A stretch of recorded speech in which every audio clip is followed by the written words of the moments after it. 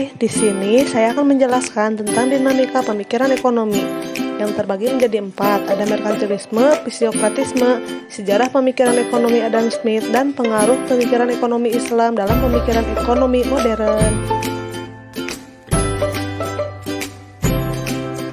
Merkantilisme. Merkantilisme adalah paham yang mulanya populer di Eropa pada tahun 1500-an. Kala itu, negara-negara Eropa meyakini kekayaan dan kekuatan sebuah negara bisa tercapai dengan meningkatnya ekspor untuk mengumpulkan logam mulia seperti emas dan perak. Fisiokratisme. Fisiokratisme adalah pemikiran ekonomi abad ke-18 yang menegaskan bahwa ada hukum alam yang memastikan berfungsinya sistem ekonomi tanpa harus mendapatkan semacam bantuan dari negara, dan mereka yang menganggap bahwa hukum alam seharusnya ada di mana-mana saat selaras dengan hukum manusia. Teori ekonomi klasik Adam Smith yang pernah dikemukakan sekitar abad 18 sampai dengan abad 19 mencetuskan lahirnya ekonomi kapitalis. Teori ekonomi Adam Smith kala itu sempat mempengaruhi ekonomi dunia, bahkan hingga saat ini. Teori Adam Smith terkait dengan sistem ekonomi klasik secara garis besar mengedepankan penumpukan modal dengan cara besar-besaran dan mampu masuk pada sistem perekonomian negara maju seperti Amerika dan Eropa. Adapun inti dari paham teori ekonomi Adam Smith adalah merkantilisme atau penghilangan kesejahteraan individu. Adapun merkantilisme juga menuai proses yang merupakan cikal bakal lahirnya teori ekonomi klasik.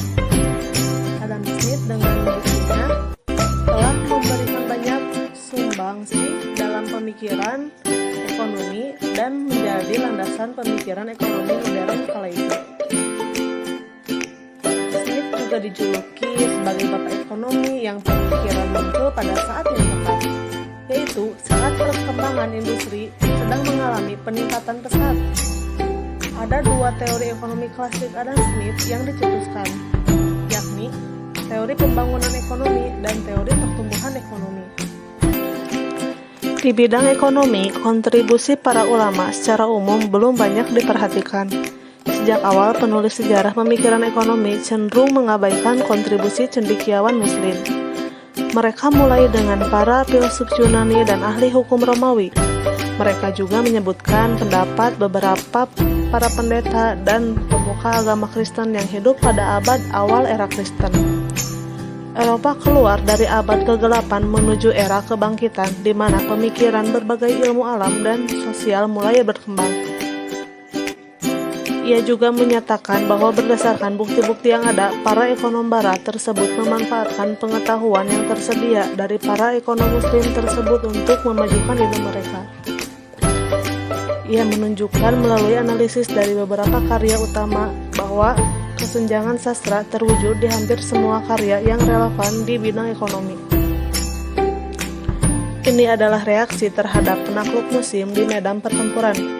Pada tahap sejarah itu, para sarjana muslim setelah menyebarkan ide-ide Yunani bersama dengan tambahan dan interpretasinya sendiri ke dunia luas, perlahan mulai menghilang. Filsuf muslim menerjemahkan ekonomi sebagai ilmu tabir al-manzil. Seperti dicatat di atas, cendekiawan muslim memperluas cabang pengetahuan ini jauh melampaui rumah tangga, merangkul fenomena pasar, harga, moneter, penawaran, permintaan, dan mengisyaratkan kepada beberapa hubungan makroekonomi yang ditekankan oleh Keynes.